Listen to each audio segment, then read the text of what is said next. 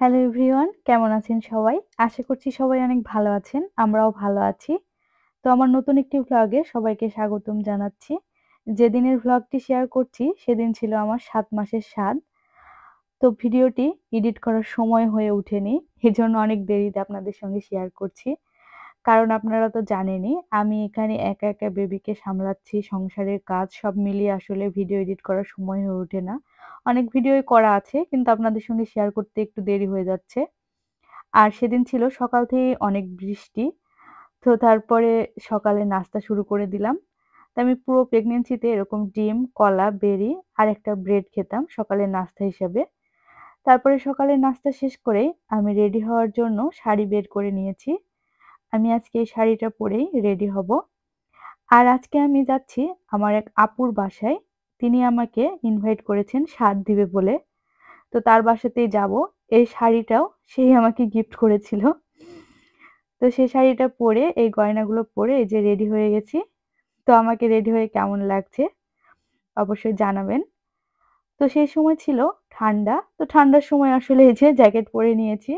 এখন তো অনেক গরম। অনেকে হয়তো ভাববেন যে এখন গরমের সময় আবার জ্যাকেট পরেছে। আসলে না, এই ভিডিওটা অনেক আগের ভিডিও। রেডি হয়ে ঠাকুর প্রণাম করেই বেরিয়ে পড়লাম। আমি যেই বাসায় যাব সে আপুর বাসা আমাদের বাসা থেকে ১০ থেকে ১৫ মিনিট লাগবে গাড়িতে করে। তো আমাদের যাওয়ার কথা ছিল ২টার দিকে। কিন্তু এখন অলরেডি ৩টা বেজে গেছে। যেহেতু আজ সকাল থেকেই বৃষ্টি হচ্ছিল, তো একটু লেট হয়ে গেল। আর এখন আমি আসলে এই সময়টাতে ঘুম থেকে উঠি দেরি করে। উঠে নাস্তা করে রেডি হতে, হতে অনেকটাই দেরি হয়ে গেছে। তো যাই হোক এখন যাওয়া যাক।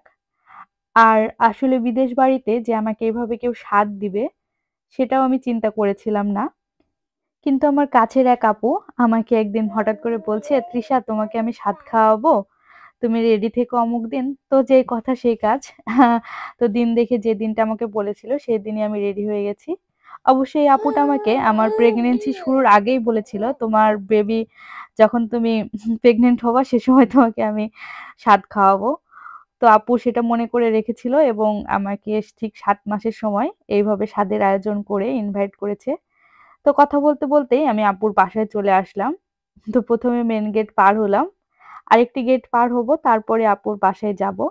তো আপুর বাসাটা আসলে ৪ তলায়। এখন শাড়ি পরে কষ্ট করে আমাকে ৪ তলায় উঠতে হবে। তো যাই হোক, তো ভালো লাগছে আসলে বিদেশ বাড়িতে এভাবে কাছের মানুষের হাতে স্বাদ খেতে পেরেছি। এটা আসলে ভাগ্যের ব্যাপার। আসলে এখানে তো তেমন কেউ নেই যে আপনাকে স্বাদ দিবে বা এত আয়োজন করবে। কিন্তু আমার জন্য যে আপুটা এত সুন্দর আয়োজন করেছে, আমি খুবই আনন্দিত এবং খুবই খুশি হয়েছি আমরা ২ জনেই। তো আপুদের বাসায় আরো ২ টা ফ্যামিলি আসবে, তাদেরকেও বলেছে। মোট আমরা ৪ টা ফ্যামিলি আসলে এক জায়গায় হচ্ছি। এই যে আপুর মেয়ে অলরেডি চলে এসেছে আমাকে নিতে। আর ওই যে আরেকটা মেয়ে দেখছেন ওটা আরেকটা আপুর মেয়ে। তো এসে তো আমি পুরো অবাক। খুব সুন্দর করে সাজিয়েছে। আমি ভাবিনি যে আপুরা এভাবে এত সুন্দর করে সাজিয়ে ডেকোরেশন করে আমার স্বাদের আয়োজন করেছে। এসে আমি পুরোই অবাক হয়ে গেছি। খুব সুন্দর করে ভাইয়া নাকি এত সুন্দর করে সকালে উঠে এগুলো সাজিয়েছে। আর আপু কষ্ট করে অনেক কিছু রান্না করেছে। আসলে এখানে কি, কি আছে আমি নিজেও জানি না। মানে এত আয়োজন, আয়োজন দেখে পুরাই আমি চমকে গেছি। যে এত কিছু করেছে আপু আমার জন্য নিজ হাতে। তো যাই হোক, আসলে বিদেশ বাড়িতে মানে এমনভাবে স্বাদ খেতে পাওয়ার ভাগ্য আসলে কয়জনের হয় আমার জানা নেই। মানে আমি যে স্বাদ খেতে পেরেছি সেটাই আমার অনেক ভাগ্য ভালো। তো যাই হোক, এই যে একটা আপু, এই যে ভাইয়া, আরেকটা আপু। তো এনারা হচ্ছে আরো ২ টা ফ্যামিলি। এই যে আমার হাসব্যান্ড, এই যে এই নীল রঙের শাড়ি পরা এই আপুটাই আমাকে স্বাদ দিয়েছে। এনার বাসা আসলে কলকাতায়। ইনি বাংলাদেশের না, ইনি কলকাতার এক আপু। তো এই তো ছিল আমার স্বাদের আয়োজনে। আসলে বাংলাদেশে থাকলে হয়তো আমার নিজের আত্মীয়স্বজনরা এভাবে স্বাদের আয়োজন করতো কিনা সেটাও আমি জানি না। করলেও এত কিছু করতো কিনা আসলে জানা নেই। দেশে থাকলে অনেক বড় করে স্বাদ হয়, একসাথে অনেক মানুষজন হয়। কিন্তু এখানে তো আসলে একসাথে অনেক মানুষজন হওয়া সম্ভব না। কারণ বাসাতে খুব বেশি জায়গা থাকে না। তো এভাবে আমি পরপর ৩ টা বাসায় আমি স্বাদ খেয়েছি। আমাদের বাসাতেও আমার হাসব্যান্ডের হাতে আমি ৫ মাসে স্বাদ খেয়েছি, ৯ মাসে খেয়েছি।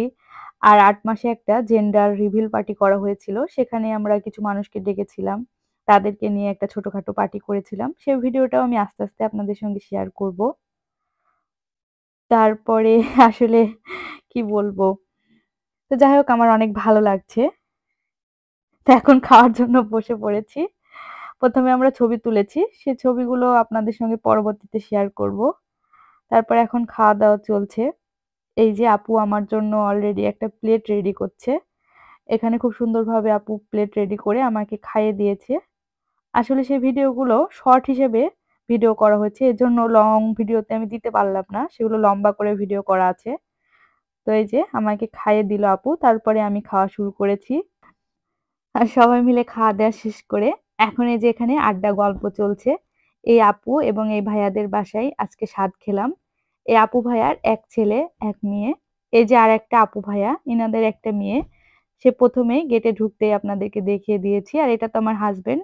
এটা আরেকটা আপু ভাইয়া, এনাদেরও একটা ছেলে। তো আজকের ভিডিওটা এখানেই শেষ করছি।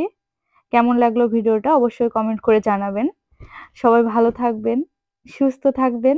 দেখা হবে পরবর্তী কোনো ভিডিওতে।